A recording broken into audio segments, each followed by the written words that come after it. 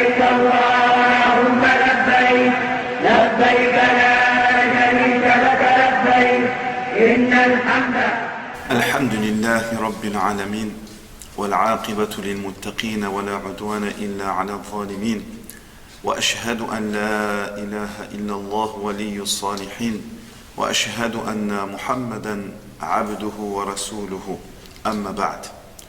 Mes très chers frères et sœurs, aujourd'hui nous allons parler en détail du pèlerinage.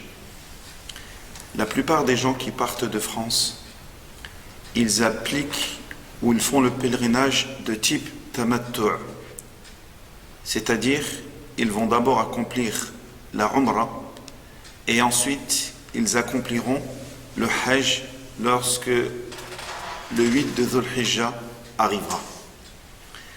Donc la première chose à faire lorsque nous partons pour accomplir le hajj, une grande partie des gens vont d'abord aller passer par Médine. Et nous avions déjà précédemment parlé des règles de bienséance concernant cette ville sainte, la ville de Médine. Donc lorsque les gens sont à Médine et ils s'apprêtent à aller à la Mecque, pour accomplir la Umrah,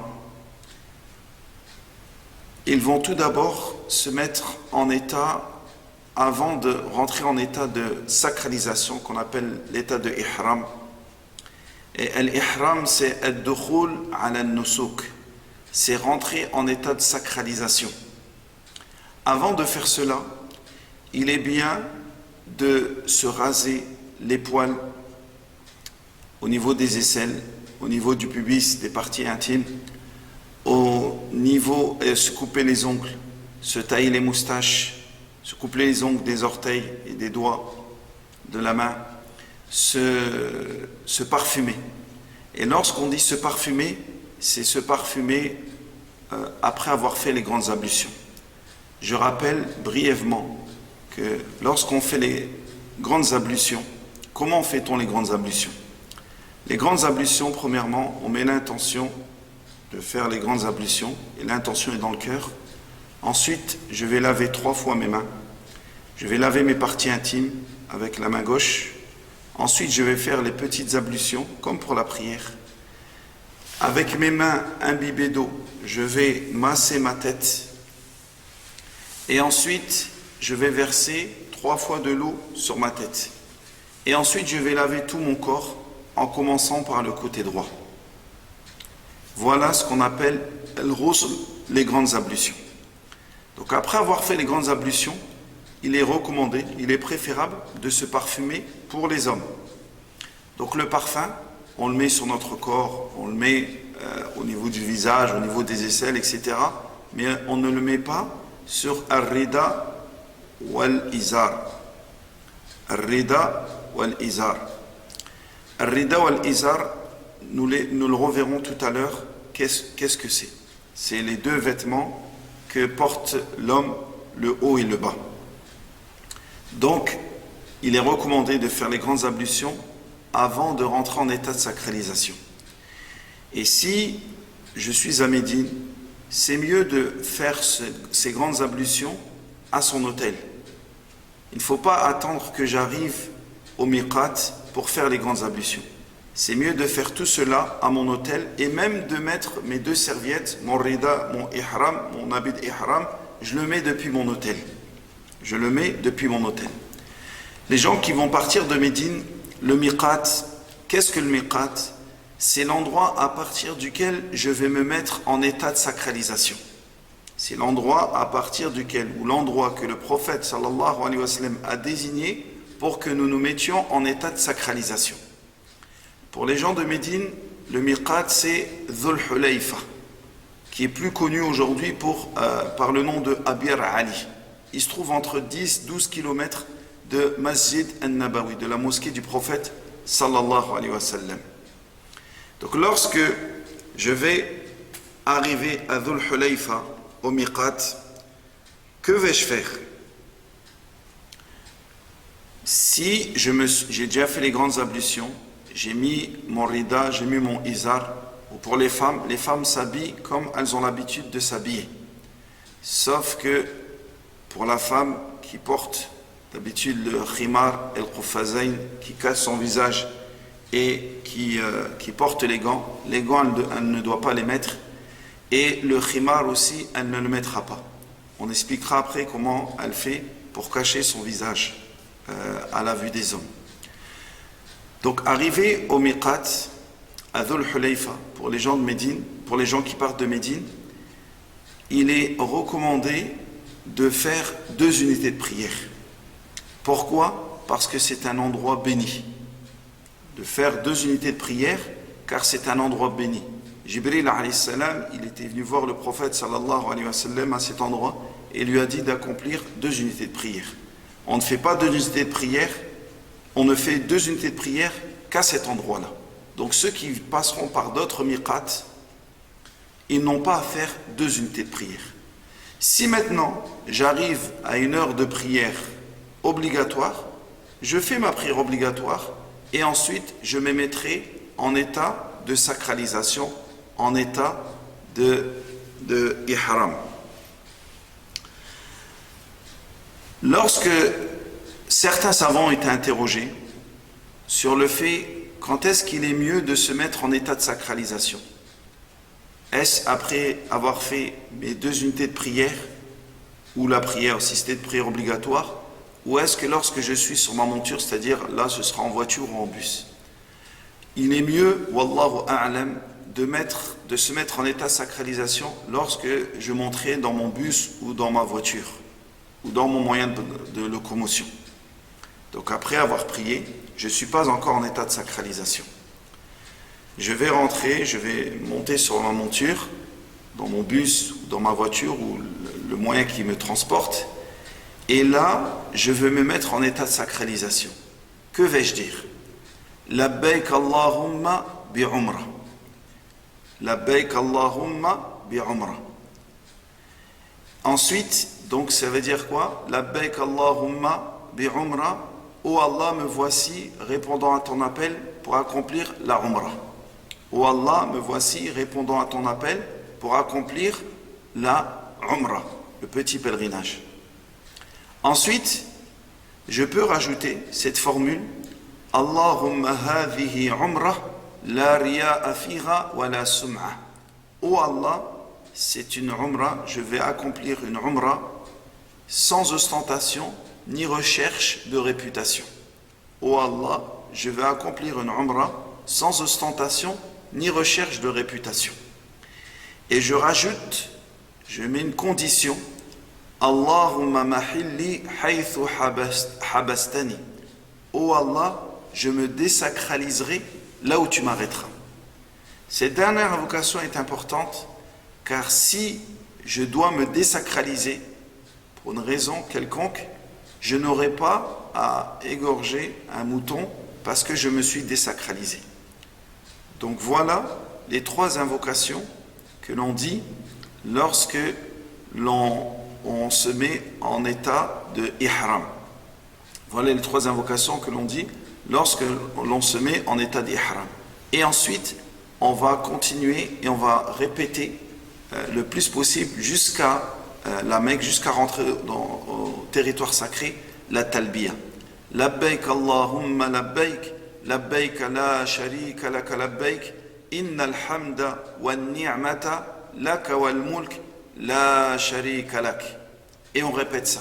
Et on peut dire aussi, de temps en temps, faire le takbir, de temps en temps faire le tahlil, la ilaha illallah, Allahu akbar. Donc on peut faire cela aussi. Le fait d'être en état de sacralisation ne nous empêche pas de dormir, ne nous empêche pas de manger. Je peux me reposer, je peux manger, mais le plus possible, je fais la talbiya jusqu'à rentrer à la Mecque, jusqu'à rentrer dans le territoire sacré de la Mecque. Maintenant, je vais montrer ce qu'est un rida, ce qu'est un izar, et comment la personne va le porter. Et nous verrons aussi, lorsque je suis en état de sacralisation, qu'est-ce qui m'est interdit de faire. Donc voici ce qu'on appelle le vêtement, on l'appelle al-ihram. Donc, il y a un rida, c'est le haut, avec lequel je vais couvrir mon haut. Ça, c'est pour les hommes. Une femme, elle s'habille normalement. La femme n'a pas à s'habiller en blanc ou avoir des vêtements spéciaux pour le pèlerinage ou pour la Umrah. Non, elle s'habille avec ses habits avec lesquels elle a l'habitude de s'habiller. Donc pour les hommes, j'ai mon haut et j'ai mon bas, ce qu'on appelle ici le izar. Donc avec le izar, on l'attachera. Ce qui est particulier pour les hommes, c'est qu'ils mettent un rida, un izar, et quand je vais me mettre en état de sacralisation, je n'ai plus le droit d'avoir la tête couverte. Je ne porte rien si ce n'est mon rida et mon izar. Et je porte aussi des sandales. Maintenant, la question qui se pose, c'est que les gens ont entendu parler, il ne faut pas porter des habits cousus. La première fois que ce mot-là, al-makhit, il a été utilisé, il n'a ni été utilisé par le prophète sallallahu alayhi wa sallam, ni par les compagnons. Le premier qui a utilisé ce mot-là, c'est un tabi'i, qu'Allah lui fasse miséricorde, Ibrahim al-Nakha'i. C'est lui le premier qui a utilisé ce mot-là. Que voulait-il entendre, ou qu'entendent les fuqaha, les savants par al-makhit? Al-makhit, c'est tout ce qui va venir épouser ou prendre la forme du corps. Donc tout vêtement qui épouse, qui prend la forme du corps, il est interdit. Exemple, pour le haut, ce qui prend la forme du corps, un t-shirt. Lui, il vient épouser tes membres, il vient prendre la forme de tes membres. Le qamis, il vient prendre la forme de tes membres. Donc tout cela est interdit. Pareil pour la tête, at-taqiyya, le chapeau qu'on met. Ça vient prendre la forme de ta tête, donc ce n'est pas autorisé. Concernant maintenant, si il est recommandé ça c'est ce qui concerne les hommes. Les hommes, ils vont mettre aussi des sandales. Il y a 3 types de sandales. Il y a les sandales qui seront montantes jusqu'à la cheville, au-dessus de la cheville, et qui couvrent tout le pied. Là, les savants sont unanimes pour dire que ces sandales-là sont interdites. On a un deuxième type de sandales, ce sont les sandales qui sont en dessous de la cheville et qui vont laisser découvrir les orteils, les talons. Donc là, ces types de sandales-là, c'est ce qui est le mieux à porter. Donc même si sur tes sandales, il y a des coutures, il n'y a pas de problème. Donc si on a bien compris, on a dit ce qu'on entend par couture, c'est ce qui vient prendre la forme d'un membre. Donc s'il y a des coutures, il n'y a pas de problème. C'est pas ce qui est voulu par les savants. Et on a un troisième type de sandales, ou de chaussures, c'est ce qui va couvrir tout ton pied, mais qui ne monte pas jusqu'à la cheville. Là, la majorité des savants, ils l'interdisent. La majorité des savants, ils l'interdisent. C'est-à-dire une chaussure, une sandale qui va couvrir tout ton pied, mais qui ne monte pas jusqu'à la cheville. Donc le mieux à mettre, ce sont des sandales, et pour sortir de la divergence, qui vont laisser apparaître tes orteils, et qui sont en dessous de la cheville. Donc la plupart des sandales que vous allez trouver en magasin, normalement, elles sont bonnes. Même si c'est des sandales de marche, etc., il n'y a pas de problème. Il n'y a pas de problème à cela. Donc, voilà en ce qui concerne ce qu'on appelle le vêtement al-ihram. Pour la femme, elle s'habille normalement. La femme ne pourra pas mettre, elle ne doit pas couvrir son visage et ses mains. Maintenant, comment fait la femme qui porte le khimar habituellement, qui couvre son visage habituellement? Donc elle, souvent dans les vêtements, et les femmes connaissent cela, dans certains vêtements, dans certains jilbab, il y a une sorte de voile qui est cousu, qui est avec le jilbab même. Et elle, quand elle va le laisser tomber, il ne touche pas son visage.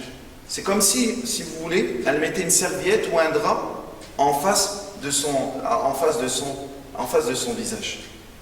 Donc, voilà en ce qui concerne la personne qui se met en état de ihram. Donc, que veut dire, nous rappelons être en état d'ihram, ce n'est pas mettre les vêtements. Rentrer en état d'ihram, c'est rentrer en état de sacralisation. Et quand je rentre en état de sacralisation, pour un homme, je mets ces deux vêtements qu'on appelle aussi ihram, avec mes sandales que nous avons déjà détaillées. Et au préalable, avant cela, j'ai fait les grandes ablutions et je me suis parfumé. Donc maintenant, quels sont les actes qui sont interdits lorsque je suis en état de ihram? C'est ce que nous allons faire.